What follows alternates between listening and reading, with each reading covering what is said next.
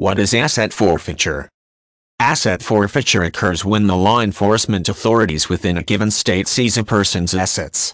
Assets refer to possessions, such as a home, car, clothes, jewelry, or any other tangible item that has value that a person owns. Forfeiture refers to the taking of those tangible items. There are many different reasons why asset forfeiture may occur. The most common reason that the law enforcement authority seize assets is that the goods are the proceeds of a crime. If, for example, a drug dealer obtains an expensive home and car through the sale of drugs, that home and car are the proceeds of his illegal activity. The law enforcement officials are thus permitted to seize those assets, which may be referred to as ill-gotten gains.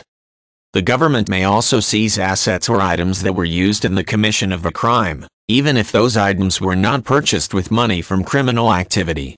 For example, if a person used his vehicle to kill someone in, the police could seize the asset, the vehicle, since it was used for the purpose of committing illegal criminal activity. Terrorism is another justifiable cause for asset forfeiture. If assets are used in a terrorist action or the government has reason to believe that the assets are the result of terrorist activity, it can seize the items in question. Forfeiture cannot occur without legal proceedings prior to the taking. Within the United States, this rule is established by the due process clauses of the 5th and 14th Amendments.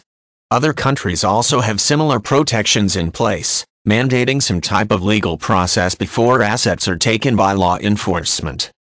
In the United States, the Civil Asset Forfeiture Reform Act of 2000 sets forth the rules that the government must adhere to when taking assets.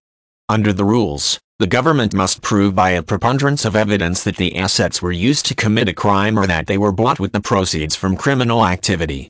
This is a tougher burden to meet than probable cause, in which the government only has to prove it is likely that the assets were used in this manner, but not as stringent a standard as beyond a reasonable doubt, in which the government would have to demonstrate that there is no doubt the assets were involved in a crime.